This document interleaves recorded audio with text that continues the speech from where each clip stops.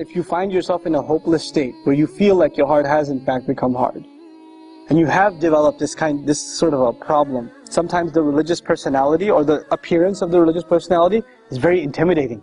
It's hard to talk to them. It's hard to be, you're scared to be around them because you know they're going to talk down to you about something. Right? You're afraid of them. Sisters that don't wear hijab, they cross the street and go the other way. Oh, there she comes again, hijab police. Right? She's going to tell me something. She's going to say something. Make me feel bad. Right? Now, on the one hand, that's paranoia, but on the other hand, sometimes it is true. There are people that are very condescending to others. They're arrogant towards others. Tell me this. Weren't you a party animal not too long ago? And when people try to tell you about it, how did you behave towards them?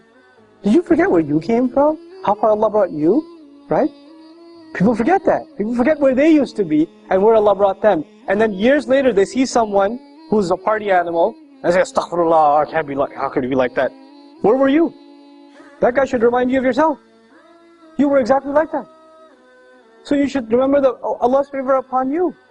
وَكُنْتُمْ عَلَى شَفَا حُفْرَةٍ مِّنَ النَّارِ. You used to be at the very edge of the fire. فَأَنْقَذَكُمْ مِنْهَا. He pulled you out of it. And it's in that ayah Allah says, فَأَلَّفَ بَيْنَ قُلُوبِكُمْ. Right? Same ayah. He put love between your hearts. To have love between your hearts, you have to remember you used to be at the fire's edge yourself. And you got pulled back, and it wasn't because of you. It's not because you're a really smart person, and that's why you deserve to be pulled back. Whose favor was it to you? It was Allah's favor to you. How dare you look at somebody else and think like that? Right? This arrogance is a horrible thing. It'll wipe out all the goodness out of it. It'll wipe all the goodness out of it. And it is most of the time our youth who end up into heated debates about whatever, if it's a theology issue, if it's a fiqh issue, if it's an MSA presidency, I don't care what the issue is. Doesn't even matter. You know usually what the root problem of the debate is? It's ego. It's a big ego. That's all it is. People talking about scholars like they're talking about some athlete. You know, that guy, I don't like him. I don't like what he says. Excuse me? Do you know what journey he made for the sake of Allah? Even if you disagree with him, the fact that he left his home, whoever that scholar is, and traveled halfway across the world to seek knowledge, and spent nights and nights and nights praying and memorizing and studying, you're going to just pass a comment on him like, oh, I don't like what he says, I think he's deviant. How dare you? What have you done? What puts you in that position to be able to say that? And you know, if you disagree with a Muslim and you think they're wrong, what should be your first attitude towards them?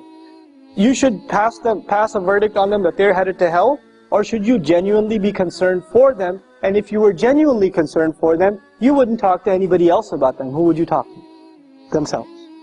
You would go and talk to themselves. If there was sincerity in you, you would address your concerns to them, not to anybody else. But this shows lack of sincerity. This shows ego. This shows you've got your team, you're rooting for your side, and you're just going to make comments about the other. That's immature, arrogant, egotist. This is what it is. واعتصموا بحبل الله جميعا ولا تفرقوا واذكروا نعمة الله عليكم إذ كنتم أعداء فألف بين قلوبكم فأصبحتم بنعمته